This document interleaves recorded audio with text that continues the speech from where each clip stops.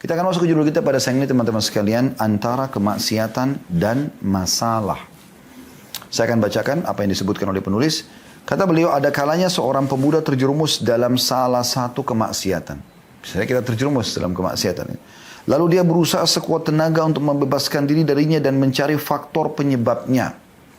Setelah mencoba, dia merasa bahwa itu tidak dapat dielakkan dan bahwa dirinya terjerambak dalam satu problem yang membutuhkan sebuah solusi. Ya. Lalu dia bertanya dan mengadu kepada orang yang dia temui untuk bertanya kepadanya tentang solusi dari problem tersebut dan obat bagi penyakit tersebut. Nah, jadi ada kadang-kadang orang terjerumus dalam dosa. Dia mau berhenti merokok tapi dia masih merokok juga. Gimana caranya dia mau keluar? Maka umumnya orang akhirnya bertanya pada orang lain. Kira-kira seperti apa? Mungkin orang yang berpengalaman atau mungkin seorang ustadz. Dia tanya, kira-kira seperti apa nih? Saya bisa keluar dari kemaksiatan saya ini.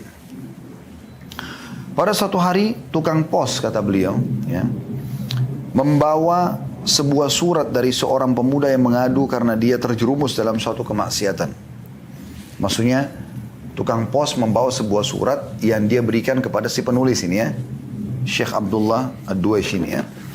Dia atau tepatnya Muhammad bin Abdullah Ad-Duwaish ya.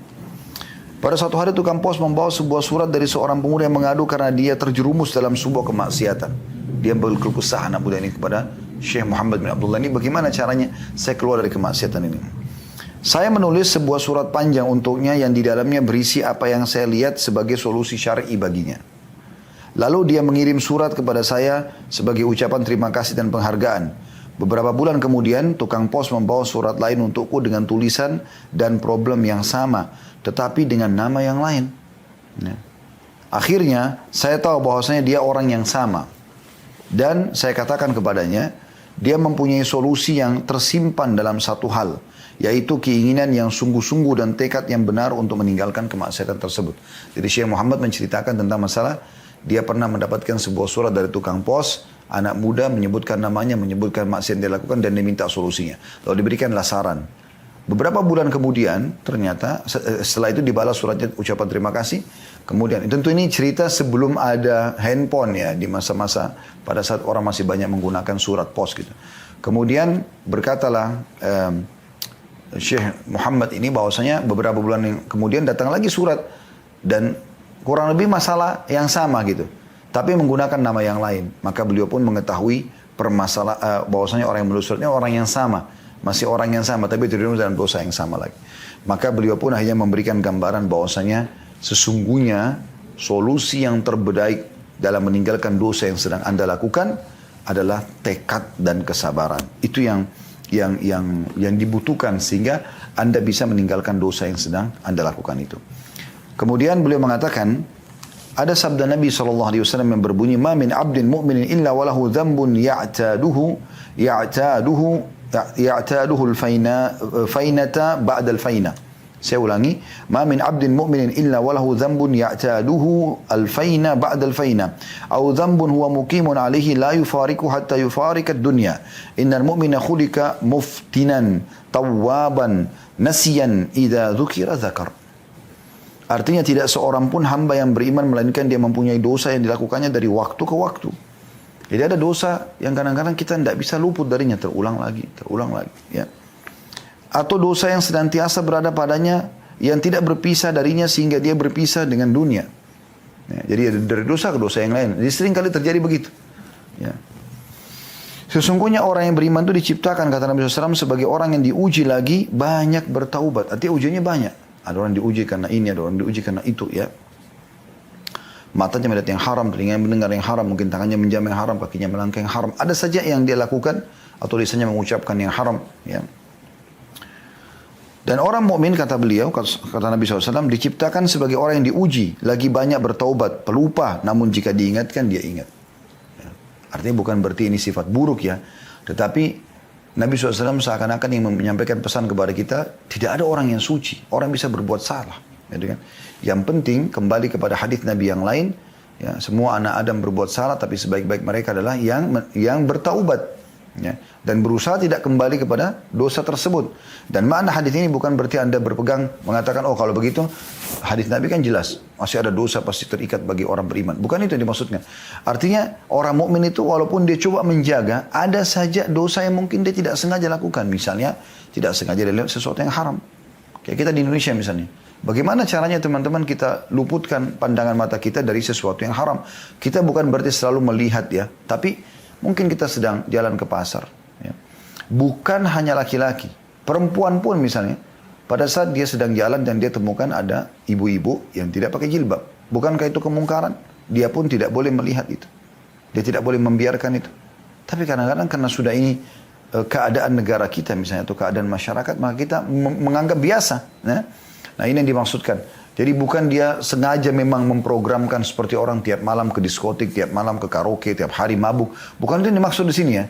Tapi maksudnya ada keadaan-keadaan tertentu di mana orang beriman sudah coba menjaga, tapi dia masih terjerumus dalam dosa. Maksudnya dia sengaja atau tidak sengaja. Tapi dia berusaha keluar dari dosa tersebut. Ya, dia berusaha keluar dari dosa tersebut. Dan dia bertaubat dari dosa tersebut. Dan mana taubat artinya kembali kepada Allah dan tidak mengulanginya ya. Kemudian juga dia akan mendapatkan pahala di saat itu dengan taubatnya. Ya. Kemudian juga dia lupa, kadang-kadang dia lupa. Kemudian kalau diingatkan dia mengingat. Ini sifat orang beriman. Kata beliau, yang pertama, kendati pun semua kemaksiatan. Jadi ada solusi dari beliau tentang masalah tekad untuk meninggalkan dosa itu. Beliau mengatakan yang pertama, kendati pun semua kemaksiatan mempunyai beberapa sebab dan pendorong, mempunyai pencegah dan solusi, namun solusi hakiki adalah tekad dan kesabaran.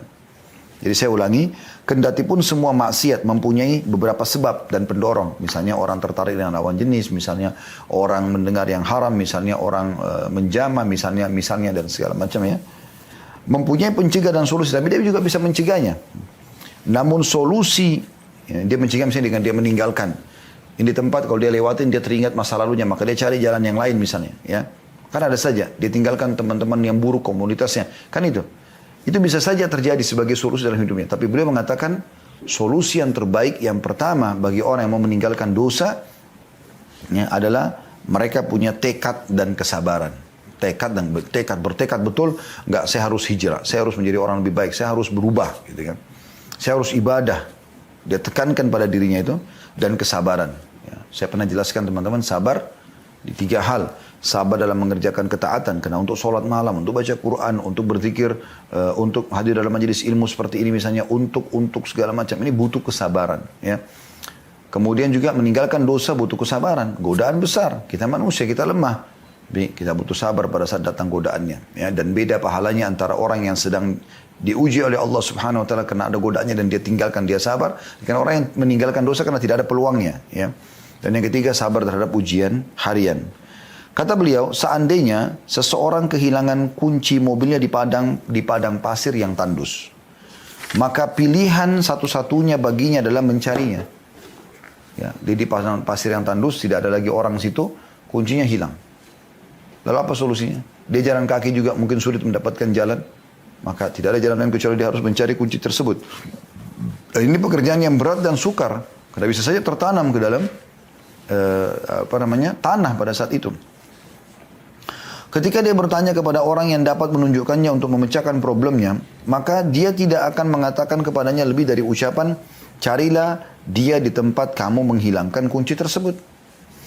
Mungkin dia akan menjawab, aku telah melakukannya tetapi tidak berhasil. Maka dikatakan kepadanya, kamu tidak punya pilihan lain selain itu. Jadi ini jawaban pertama bagi orang yang terus berbuat dosa dalam hidupnya, tapi dia berusaha keluar. Kita tidak bicara tentang orang yang terus-menerus berbuat dosa karena dia menganggap remeh dosa itu. Ini berbahaya. Menganggap remehnya ini bisa masuk dalam istidraj atau tahapan penyiksaan kalau dia ya terus membiarkan dirinya sementara dia tahu dia harus kembali tapi dia tidak mau kembali. Ya, kita sedang bicara orang yang berbuat dosa tapi dia merasa menyesal dan dia coba keluar ya dari permasalahan tersebut dan kadang-kadang dia masih terjerumus dalam dosa yang sama. Jadi yang pertama tekad dan kesabaran. Bagaimana kita bertekad, saya bertekad saya tidak akan mengulangi. Lalu dia bersabar, dia kontrol dirinya. Walaupun dia ingin sekali. Dan yang kedua, orang muslim mengetahui dengan yakin bahwa Allah Ta'ala tidak mengharamkan baginya kecuali apa yang dia sanggup meninggalkannya. Artinya apa yang Allah haramkan ini sebenarnya kita bisa tinggalkan. dan tidak mewajibkan kepadanya kecuali apa yang dia sanggup melakukannya. Ini poin perlu digaris bawah ya. Jadi Allah tidak membebankan apa yang haram itu kecuali memang kita mampu meninggalkannya. Seperti misalnya teman-teman Anda pergi karaoke, pergi ke diskotik, kan Anda mampu sebenarnya untuk tidak ikut. Bisa kan gitu. Anda diajak untuk melakukan minum khamr, minum keras, Anda bisa sebenarnya meninggalkannya. Bukan tidak bisa. Cuma butuh sedikit tekad dan kesabaran gitu ya. Begitu juga Allah tidak bebankan satu kewajiban kecuali Anda sanggup melakukannya seperti sholat 5 waktu, puasa Ramadan, dan sudah pernah kita jelaskan begitu mudahnya sebenarnya mengerjakan ibadah-ibadah ini. Hitungan menit saja, gitu kan? Kalau sholat misalnya, kalau zikir misalnya, kalau berdoa misalnya. Begitu juga dengan puasa, hanya setahun sekali walaupun sebulan, 11 bulan Anda tidak diwajibkan puasa. Ini kita bicara masalah hal yang diwajibkan ya. Begitu juga dengan zakat setahun sekali dan bagi yang mampu. Haji sekali seumur hidup bagi yang mampu. Selama perkara itu haram kata beliau, maka Anda pasti memiliki kemampuan untuk meninggalkannya. Ya, ini perlu ditanamkan dalam diri.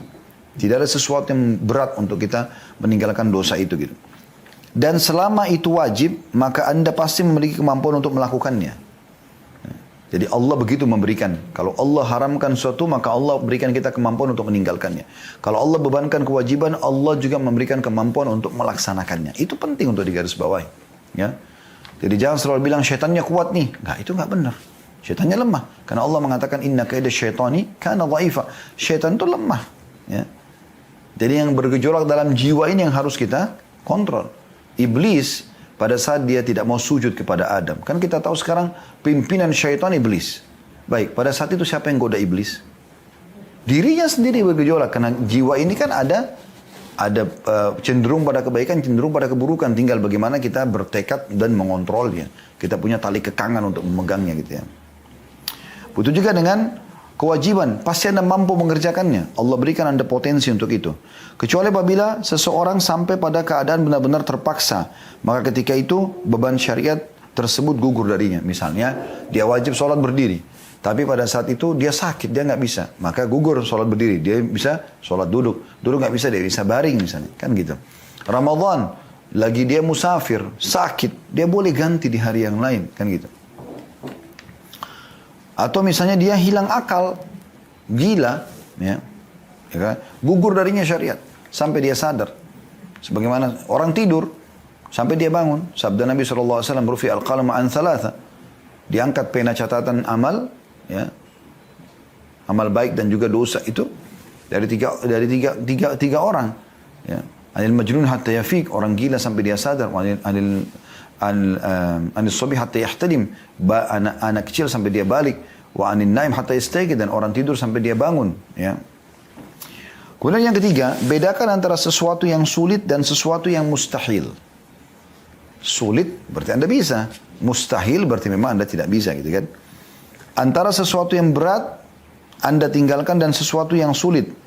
Beban syariat di dalamnya pasti ada semacam beban bagi seseorang hamba. Tapi itu adalah beban yang dia sanggupi. Karena Nabi SAW sudah mengatakan, hujibatin naru bisyahawati wa hujibatin jannatu bil makarih. Neraka itu diliputi dengan syahwat-syahwat. Sedangkan surga diliputi dengan hal-hal yang tidak disukai. Hadis riwayat Bukhari dan Muslim. Artinya, sebenarnya Allah haramkan itu mudah untuk ditinggalkan. Allah berikan potensi untuk itu. Dan sesuatu yang Allah perintahkan mudah juga untuk diamalkan. Ya, mudah untuk diamalkan. Jadi kalau Anda berpikir ya, bahwasanya ini dosa, mustahil saya tinggalkan, itu salah. Itu maknanya. Anda pasti bisa tinggalkan. Gitu. Karena Allah tidak haramkan kecuali Anda mampu meninggalkannya. Gitu. Pasti bisa. Cuman bagaimana kembali ke poin pertama, tekadnya. Dan kemudian mulai bersabar. Kata beliau, tetapi seseorang hanya akan diberi pahala karena menjauhi kemaksiatan apabila nafsunya mengajaknya kepadanya. Demikian pula seseorang hanya akan diberi pahala ketika melakukan ketaatan apabila nafsu tersebut membutuhkan darinya suatu amal dan pengorbanan. Ya, subhanallah, dengan orang meninggalkan dosa dapat pahala. Ya. Makanya kata Nabi SAW, man hamma bihasanatin walam ya'malha kutiba lahu hasanatun kamilah. Siapa yang niat mengerjakan satu amal baik, Allah catatkan baginya satu amal baik. Anda mau tidur malam, Anda niat sholat tahajud. Anda tertidur pun tetap dicatatkan satu pahala lengkap. Anda niat keluar rumah mau sedekah, tapi Anda tidak sempat sedekah, Anda akan dapat pahala lengkap sedekah. Anda niat habis mandi pagi, Anda mau sholat duha, Anda mau zikir pagi petang, lalu Anda kelupa, maka juga Anda mendapatkan pahalanya, gitu kan? Fa'in amilha kutabalahu asyru adha'afin ila 700 du'fin. Kalau dia kerjakan amal soleh itu, dia bangun sholat malam, dia sedekah, dia sholat duha, dia lakukan banyak kegiatan amal soleh yang sudah dia niatkan, maka dicatatkan baginya 10 kali lipat pahala, bahkan sampai 700 kali lipat. Wa man hamma bi sayyi'atin wa lam ya'malha kutiba lahu hasanatun kamilah. Dan barang siapa ya, kata Nabi SAW, niat mengerjakan satu dosa lalu dia batalkan.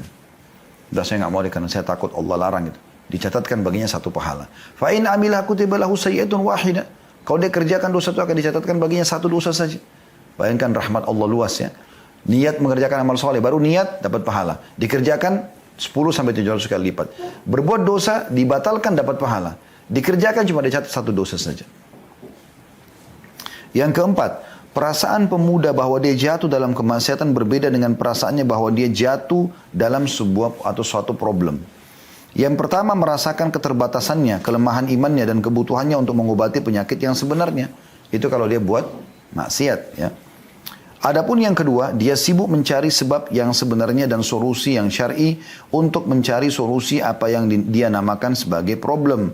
Karenanya Anda dapati dia berkata kepada Anda, saya telah mencoba solusi ini tapi saya belum mampu, dan saya juga telah mencoba jalan yang ini tapi saya belum berhasil.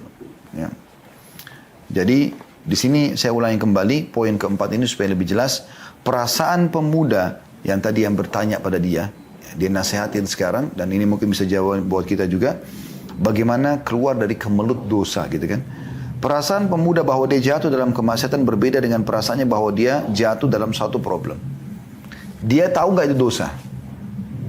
Kalau dia tahu itu dosa, ini akan lebih mudah dia meninggalkan. Kalau dia tahu itu hanya sebuah problem, misalnya ada orang mencuri di kantor, korupsi, nepotisme dan yang sejenisnya, lalu dia berpikir itu hanya pelanggaran kantor saja, bukan pelanggaran agama. Maka dia hanya butuh solusi. Misalnya dia negosiasi sama temannya, dia negosiasi sama HRD, dia negosiasi sama atasannya, misalnya dia ajukan surat permohonan maaf, selesai. Dan dia tidak terbebani dengan urusan akhirat. Maka ini beda. Kalau orang merasa itu adalah dosa, ini akan luar biasa efeknya. Karena dia akan meninggalkan kesalahan tersebut, teman-teman, baik diingatkan oleh atasannya, oleh orang tuanya, oleh suaminya, oleh istrinya, oleh anaknya, atau tidak diingatkan, tetap dia akan meninggalkannya. Ya. Kata beliau yang pertama, kalau dia merasakan itu dosa, yang pertama merasakan keterbatasannya, kelemahan imannya dan kebutuhannya untuk mengobati penyakit yang sebenarnya. Sehingga dia sibuk dengan, ini penyakit sebenarnya, sibuk untuk menambah keimanannya. Supaya dia terdongkrak untuk meninggalkan dosa tersebut. Adapun yang kedua, kalau dia hanya anggap ini adalah sebuah problem, dia sibuk mencari sebab yang sebenarnya, dan kalau dia beriman dia akan cari solusi syar'i untuk mencari solusi bagi apa yang dinamakan sebagai problem. Karenanya Anda dapati dia berkata kepada Anda, saya telah mencoba solusi ini tapi saya belum mampu, dan saya juga telah mencoba jalan yang ini tapi saya belum berhasil. Jadi kalau ada orang menganggap onaninya, ya, berzinanya, ribanya adalah sebuah problem biasa saja, ya, maka dia hanya minta solusi. Misalnya dia pindah ke perbankan syariah, misalnya dia menikah gitu-gitu kan. Itu beda. Tapi kalau dia anggap itu adalah sebuah dosa, dia akan meninggalkan, teman-teman sekalian, ada solusi atau tidak ada solusi. Karena dia tahu ini adalah kesalahan, dan ini yang dibutuhkan sekarang. Untuk meninggalkan dosa itu bukan kita anggap sebuah problem, tapi kita anggap itu adalah kemaksiatan kepada Allah SWT. Kata beliau benar, tidak ada raguan lagi bahwa ada perkara-perkara tertentu yang dapat dijadikan seorang hamba sebagai nasihat atau pelajaran untuk membebaskan diri dari kemaksiatan tersebut. Kendati demikian, perkara tersebut tetap tergadai dengan adanya tekad yang jujur. Dan tanpa keberadaannya, tidak mungkin langkah-langkah tersebut dapat membuat sesuatu yang dapat dibanggakan. Artinya, kembali lagi kepada poin pertama di sini, beliau menekankan tentang masalah bagaimana seseorang itu punya tekad yang benar. Jadi gini, teman-teman sekalian, menjadi orang beriman itu indah. Indah sekali. Ya.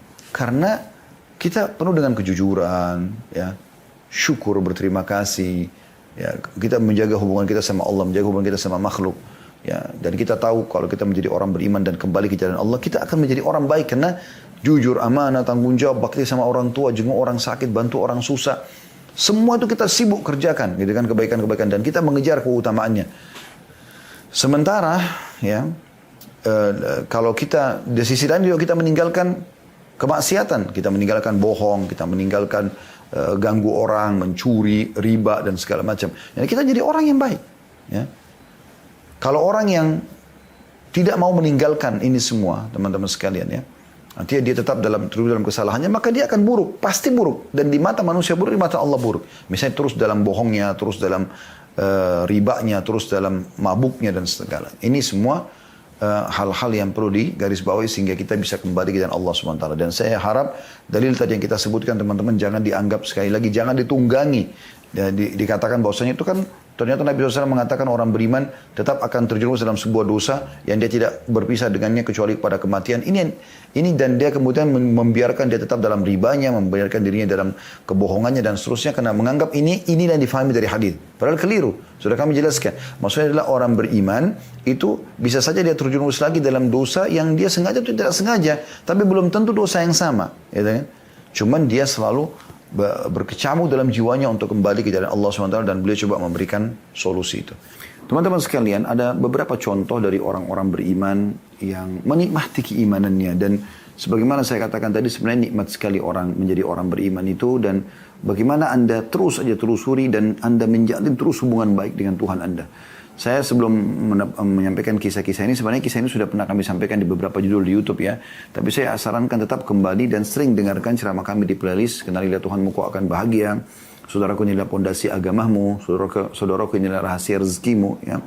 Ini semua judul-judul yang insya Allah mudah-mudahan bisa ya kita jadikan sebagai pemicu untuk lebih dekat kepada Allah Subhanahu Wa Taala.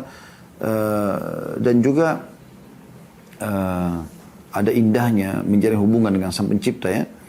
Ada kisah Muhammad bin Sirin rahimahullah, ini kisah sudah pernah kami sampaikan tapi saya ingatkan kembali karena saya sangat tersentuh dengan kisah ini, saya sangat tertarik gitu. Muhammad bin Sirin seorang ulama tabi'in yang sangat masyhur dan beliau seorang pengusaha yang sukses gitu. Dan ini satu contoh yang positif ya, bahwasanya seorang dai, seorang ulama ya seharusnya punya kreativitas ya, menunjukkan bahwasanya dia bisa hidup, bisa menjadi contoh bagi masyarakat. Jadi bukan cuma dalam masalah sholat, puasa, ya, tapi dalam banyak hal diantaranya juga berbisnis misalnya, ya. Dia punya tunjukkan yang terbaik dan dia tinggal menguasai kok. Dia tinggal coba belajar ilmunya, ya. Kami coba buka restoran, alhamdulillah, coba dipelajari pelan-pelan dan berhasil, ya. Kita coba buka travel, bukalah sesuatu teman-teman dan coba pelajari sehingga kita bisa punya kreativitas. Dan itu kita dicontohkan oleh banyak orang. Di antaranya Nabi SAW yang pimpinan setiap orang beriman. Bagaimana beliau SAW dari umur 8 tahun sampai 21 tahun, ya, itu beliau menjadi pengembala dan itu pun dibayar jasanya karena beliau mengembala dombanya orang-orang Mekah ya. Jadi kalau kita hitung kurang lebih ini sekitar 11 tahun ya, sekitar 13 tahun beliau menjadi pengembala kambing ya, dari 8 tahun di bawah naungan pamannya Abu Talib setelah kakeknya meninggal Abdul Muttalib sallallahu alaihi wasallam, beliau menjadi pengembala kambing sekaligus upahnya untuk membantu pamannya yang beliau numpang di rumahnya. Kemudian dari umur 21 tahun sampai umur 40 tahun menjadi nabi. Ini lebih lama ya, 19 tahun beliau menjadi seorang pengusaha. Dan ini umur ini yang jarang disentuh oleh banyak kaum muslimin. Ya, mereka melupakan itu. Mereka kebanyakan cuma mengambil sisi dari ibadah Nabi SAW saja dan melupakan bahwasanya beliau terkenal juga sebagai seorang pengusaha yang sukses dan bagaimana beliau banyak memotivasi kaum muslimin agar jangan ya bergantung pada orang kecuali pada waktu keadaan dan waktu tertentu saja. Tapi lebih baik mereka coba berkreativitas. Karena semua orang punya waktu yang sama. 24 jam, punya 2 mata, punya 2 telinga, punya 2 tangan, punya 1 hati dan jantung. Kenapa? Kenapa mereka bisa, kenapa kita tidak bisa? Ya. Harus kita bisa membangun dalam diri kita sebuah motivasi besar, ya, sebuah harapan besar, angan-angan yang positif. Itu boleh dalam Islam, ya, supaya kita menjadi orang yang berhasil ya. Paling tidak kalau Anda mengejar angka 10, mungkin Anda akan dekat dari itu 7, 8, Anda sukses 9 ataupun 10 langsung gitu kan. Dan bagaimana para sahabat Nabi memiliki semangat yang sangat besar dan para salafus saleh juga seperti itu. Nah, Muhammad bin Sirin ini beliau seorang pengusaha yang sukses dan beliau pernah beli 1 kios di pasar. Dan beliau teman-teman sekalian karena beli kios di situ maka orang banyak datang beli juga di sekitarnya. Jadi ramai pasar itu gitu kan. Ini di wilayah Irak ya. Dan beliau terkenal dengan ahli ta'wil mimpi sebenarnya, rahimahullah. Yang jelas Muhammad bin Sirin rahimahullah ini bukalah toko berdagang. Di antaranya beliau jual madu, jual kacang-kacangan, ya, keju dan seterusnya. Nah, satu waktu dan orang banyak membeli toko di sekitar beliau karena kalau Muhammad bin Sirin ya, ada di situ maka mereka mudah untuk konsultasi masalah agama, ya. Dan juga mereka sebagaimana ulama umumnya kita senang melihat mereka, melihat saja sudah kita merasa senang, ya.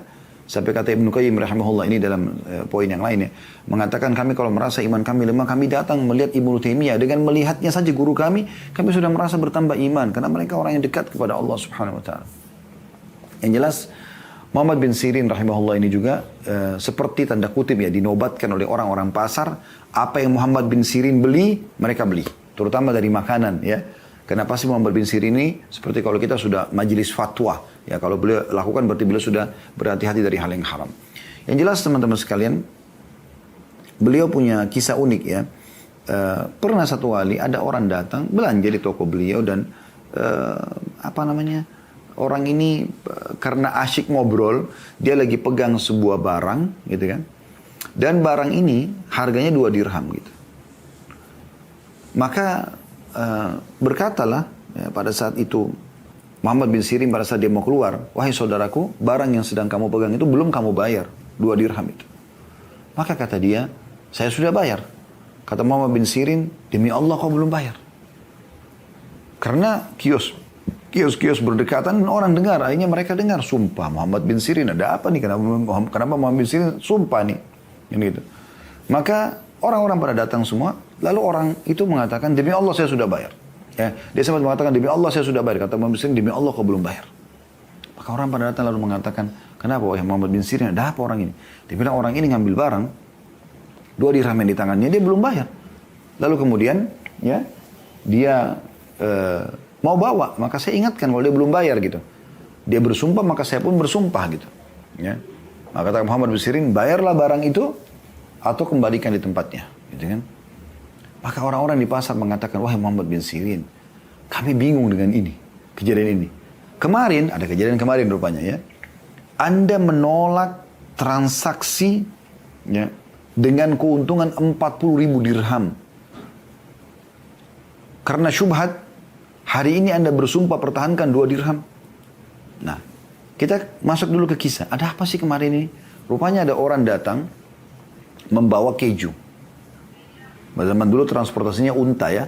Mereka bawa di atas unta di kiri kanannya ditaruh keranjang besar, diisilah. Keju itu banyak sekali, sekian banyak. Dibawa ke pasar tersebut dan orang pedagang ini tahu kalau dia jual kepada Muhammad bin Sirin dan Muhammad bin Sirin beli, orang pasar akan beli semua nanti, gitu kan. Walaupun mereka orang-orang pasar ini menunggu Muhammad bin Sirin beli, lalu Muhammad bin Sirin boleh jual sama mereka. Walaupun dinaikkan harganya, mereka mau beli gitu kan. Maka pada saat datang ditawarkan Muhammad bin Sirin, sekian banyak unta yang memikul di kiri kanan tubuhnya, keranjang besar isinya keju. Ya. Dan ini untuk satu pasar gitu kan. Kalau kita sekarang mungkin sekian belas pick up mungkin, ya, atau mobil kontainer mungkin yang bawa. Maka dia mengatakan, saya mau tawarkan kepada anda wahai Muhammad bin Sirin, keju ini silakan anda beli.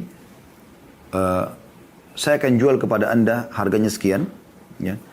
Anda bisa jual harga sekian dan orang pasar masih bisa jual dengan harga sekian. Karena di luar sana harganya begini. Jadi bisa dengan sampai 3 harga begitu. Ya. Muhammad bin Sirin beli dengan harga tertentu. Muhammad bin Sirin boleh jual di pasar, sudah dapat untung. Dan orang pasar masih bisa jual lagi kepada masyarakat umum seperti ini. Dan itu tidak akan kalah dengan harga pasar keju di pasar-pasar umumnya. Maka pertanyaan pertama Muhammad bin Sirin kepada orang tersebut, saya siap beli, tapi dengan syarat saya mau tanya, apakah kejumu ini halal? Itu pertanyaannya. Apakah kejumu ini halal? Maka kata orang tersebut, Muhammad bin Sirin, keju, susu, dicampur air, campur garam. Keju, gitu. Apa sih? Ada masalah apa? Kata beliau, keju yang kau bawa ini bukan dari wilayah kaum muslimin. Bukan orang Islam yang buat. Maka mereka biasa menggunakan lemak hewan yang bisa saja haram. Atau hewan bangkai. Lemak bangkai. Dan itu haram dalam Islam. Ya, untuk membuat dia lebih kenyal, lebih tahan lama dan seterusnya. Maka kata dia, saya tidak tahu soal itu. Kata Muhammad bin Sirin, kalau begitu saya tidak mau beli. Hanya karena syubhat. Padahal jelas kalau Muhammad bin Sirin ini tidak menggunakan keimanannya. Bukan orang yang saleh, teman-teman. Dia bisa menyalahgunakan itu. Udah, dia beli saja. Ya udahlah, syubhat. Bisa saja halal, bisa enggak. Yang penting saya jual gitu ya. Kemudian beliau jual saja kepada orang pasar, untung kan. 40.000 dirham, banyak sekali keuntungannya gitu. Beliau tolak. Lalu si penjual tadi pergi meninggalkan Muhammad bin Sirin. Maka orang-orang pasar kembali ke kisah tadi mengatakan, kemarin Anda menolak 40.000 dirham. Ya, 40.000 dirham karena syubhat, keuntungan. Dan sekarang Anda bersumpah mempertahankan 2 dirham atas nama Allah lagi. Bagaimana kami memahami ini? Dengarkan jawaban orang-orang beriman, teman-teman sekalian. Dia tidak pikirkan dirinya sendiri, tapi dia pikirkan juga saudaranya muslim. Ya. Sebagaimana kita sudah jelaskan pada pertemuan bab yang lalu ya, bagaimana kita tidak boleh menolong syaitan, dan tadi sudah kita ingatkan di awal materi kita supaya jangan lupa perkataan Abdullah bin Mas'ud dan perkataan Abu Darda radhiyallahu anhu ajma'in. Bagaimana ya kita jangan menolong syaitan untuk menyesatkan saudara kita. Maka kata Muhammad bin Sirin, iya, saya bersumpah atas nama Allah. Karena kalau dia bawa barang tersebut dia tidak bayar, maka Allah bisa hukum dia dengan itu. Maka saya bersumpah agar jangan saudara saya yang terjerumus dalam siksa Allah. Ya, jadi bukan dia tidak mau memberikan sedekah, bukan. Tetapi karena permasalahan ini. Itu kan luar biasa gitu. Ya. Dan sekian banyak kisah orang-orang soleh, teman-teman. Dan ini kisah Muhammad bin Sirin. Kalau Anda mau kembali, Anda bisa dengarkan ceramah kami, indahnya menjalin hubungan dengan Sang Pencipta Allah ya. Ada kisah beliau dengan dengan masalah madu juga ya, yang beliau buang hanya karena kasus ya dimasuki tikus ya. Itu mungkin saya tidak ulangi lagi karena melihat waktu. Tapi ada nasihat beliau yang menarik ya. Beliau sempat mengatakan untuk menasihatin seseorang anak muda, yang anak muda ini sibuk pada saat itu mencaci maki Hajjaj bin Yusuf. Siapa Hajjaj bin Yusuf ini? Seorang pemimpin zalim pada saat itu. Siapa yang tidak cocok sama dia dihukum mati. Jahat sekali gitu. Ya, terkenal ini Hajjaj bin Yusuf di zaman itu. Yang jelas teman-teman sekalian, dan dia banyak membunuh ulama. Ulama yang terakhir dia bunuh adalah Sa'id ibn Jubair rahimahullah, seorang ulama besar. Ya. Yang ini dia berdoa kepada Allah mengatakan, ya Allah, janganlah engkau jadikan ada korban lagi di tangan Hajjaj setelah aku. Dan hukumlah Hajjaj sebagaimana dia bunuh aku, seperti dibunuh dengan 1000 kematian. Maka setelah dia mati, Sa'id bin Jubair rahimahullah, Hajjaj selalu setiap malam tidak bisa tidur dan selalu teriak mengatakan, Sa'id membunuhku dengan 1000 bunuhan. Sampai dia meninggal dalam keadaan seperti itu. Yang jelas teman-teman, ada orang mencaci maki Hajjaj ini. Maka begitu Muhammad bin Sirin lewat, lalu dia pegang tangan orang itu. Apa yang dia katakan? Padahal Hajjaj orang zalim pada saat itu ya. Tapi perhatikan bagaimana para salafus saleh melalui hidup mereka dengan keimanan, dan bagaimana nikmatnya iman itu mengontrol dan mengawasi perilaku dan sikap seseorang. Dia mengatakan, sah ya bena akhi. Diamlah wahai saudaraku. Yang tadi sedang caci maki Hajjaj ini. Fa inna Hajjaj aqbala ila rabbih. Hajjaj yang sedang kau bicarakan ini sedang menuju kepada Tuhannya. Ya kayak kita di Indonesia, pemimpin negara dicaci maki, pemimpin wilayah dicaci maki, pemimpin perusahaannya dicaci maki. Mungkin ada kesalahannya. Tapi seperti itu kurang lebih, dicaci maki. Apa kata Muhammad bin Sirin? Ini yang sedang kau caci maki sedang menuju ke Tuhannya. Dia lagi menuju kepada kematian dan akan dihisap oleh Tuhannya. Wa innaka innama taqdumu 'ala Allahi yaumal qiyamah. Dan sesungguhnya kamu juga sedang menuju kepada Tuhanmu. Dan kamu akan bersama dia, ya, menuju kepada Allah hari kiamat. Satajid anna ahqara dzam min dhunubika asyarru ala nafsika min a'zam fa'alahu Hajjaj. Dan pada saat nanti kau sedang dihisap sama Allah, maka kau akan temukan pada saat itu dosa terkecilmu lebih berat daripada dosa terbesarnya Hajjaj. Di saat kita sedang dihitung atau dihisap oleh Allah SWT. Ya. Falikulli imri'in sya'an yugni. Setiap orang harusnya dia peduli dengan perkara yang penting bagi dia gitu. Wa'lam anna Allah azza wa jalla sayakhtassu minal hajjaji mimman zalamahum. Tapi ketahui dan sadarilah bahwasanya Allah pasti akan memberikan pertolongan kepada orang-orang yang telah dizalimi oleh Hajjaj. Akan ambil haknya di dunia ataupun di akhirat. Wa yakhtassu lil hajjaji mimman yadhlimuna. Tapi jangan lupa, Allah juga akan menolong Hajjaj memberikan haknya dari orang-orang yang menzaliminya. Sekarang Hajjaj menzalimi orang, lalu kau caci maki sekarang. Baik, cacianmu ini kau berdosa kepada Allah melalui Hajjaj. Hajjaj ini punya hak. Kenapa kau caci maki dia? Kenapa kau tidak doakan saja kebaikan? Gitu kan? Fala tashghilanna nafsaka ba'dal yawm bisabbi ahad. Oleh karena itu mulai hari ini jangan pernah kau caci maki orang lain. Ya, ini nasihat yang luar biasa gitu ya. Bagaimana nasihat ini perlu kita jadikan sebagai pegangan. Ya. Saya tutup teman-teman sekalian dengan nasihat Urwa bin Zubair rahimahullah. Ya. Beliau mengatakan kepada anak-anaknya, ya baniya ta'allamul ilma wa'tuhu haqqah. Wahai anak-anakku, belajarlah ilmu agama itu dan berikan waktu untuk itu. Innakum in takunu sighara qaumin fa'asallahu an yaj'alakum bil ilmi kubara'il qaum. Kalau seandainya hari ini kalian tidak dikenal, maka dengan ilmu Allah akan jadikan kalian orang terkenal. Karena ilmu agama dibutuhkan. Ya. Wa saw'ata hal fid dunya akbahu min syaikhin jahil. Beliau mengatakan, sungguh menyedihkan. Apakah ada sesuatu atau seseorang yang lebih buruk dari seorang yang sudah sangat tua, lalu bodoh dalam agama? 50 tahun, 60 tahun, tidak faham agama. Kemana dia dari umurnya ini semua? Tidak belajar agama. Lalu beliau mengatakan, iyyakum antara sadaqatun annaha sadaqat. Bal i'tabaruha hadiyah tuhdanillahi azza wa jal. Jangan pernah kalian melihat sedekah yang kalian keluarkan ya adalah sedekah umumnya, tapi jadikan dia sebagai sebuah hadiah yang dihadiahkan, dipersembahkan untuk Allah. Ya. Wala yahdiyanna ahadukum lillahi ma yastahi an yahdiya li azizi qaumin fa inna Allah azza wa jalla azzu wa akramul kurama. Dan jangan pernah seseorang dari kalian memberikan kepada Allah apa yang dia malu untuk dia berikan kepada seorang pemimpin kaum. Kalau Anda mau berikan kepada presiden, kepada menteri, kepada atasan Anda, kepada mertua, kepada siapa saja yang Anda muliakan, jangan pernah Anda memberikan untuk Allah yang diberikan kepada orang miskin, misalnya disedekahkan jalan Allah, yang Anda malu kalau memberikan kepada pimpinan satu kaum. Karena sungguhnya Allah itu zat ya yang maha mulia dan maha dermawan.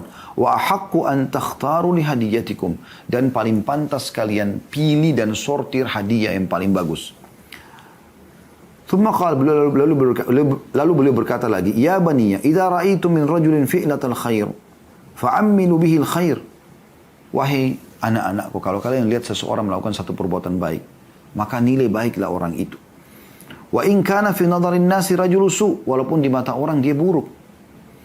Fa inna laha akhawatun amsalihah, karena perbuatan baik itu punya saudara-saudara yang semisalnya.